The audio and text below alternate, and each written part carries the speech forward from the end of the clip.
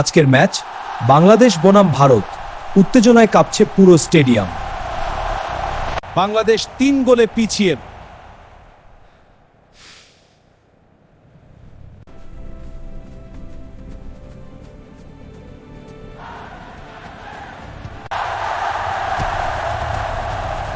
এই এখানে কেন? তুই এখানে কিভাবে ঢুকুই? কিভাবে ঢুকো? আমি কোচের সাথে কথা বলবো। রেফারি সাহেব দেখুন।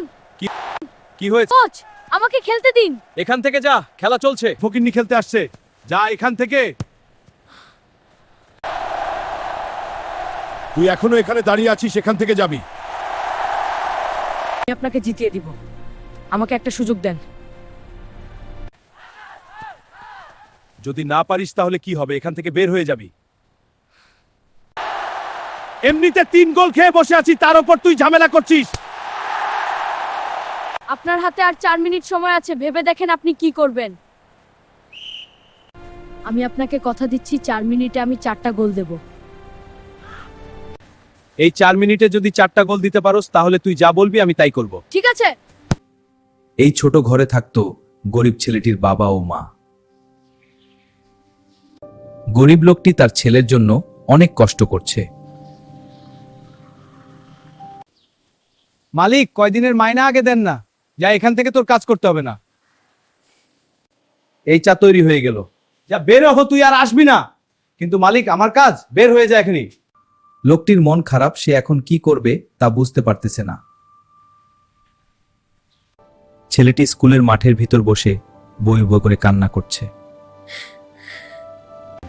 কিছুদিন পর ছেলেটিকে রিক্সা চালাতে দেখা যায়। ছেলেটির গায়ে পুরনো ছেঁড়া জামা, শরীরে ময়লা, তাই কেউ তার রিক্সায় ওঠে না। পরদিন দেখা যায় সে রাস্তায় বোতল খুঁজছে। ছেলেটি ফুটবলকে অনেক ভালোবাসে, তাই ফুটবলকে আঁকড়ে ধরে আছে। লোকজন অবাক হয়ে তার খেলা দেখছে।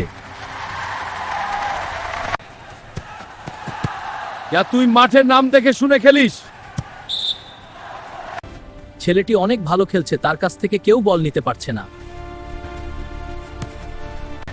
ছেলেটি অনেক ভালো খেলছে, বল পায় ছেলেটি, দ্রুত ড্রিবল।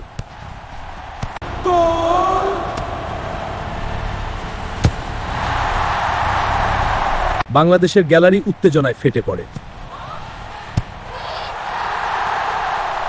দ্বিতীয় গোল, স্কোর 3-2। দ্বিতীয় গোল, স্কোর 3-2।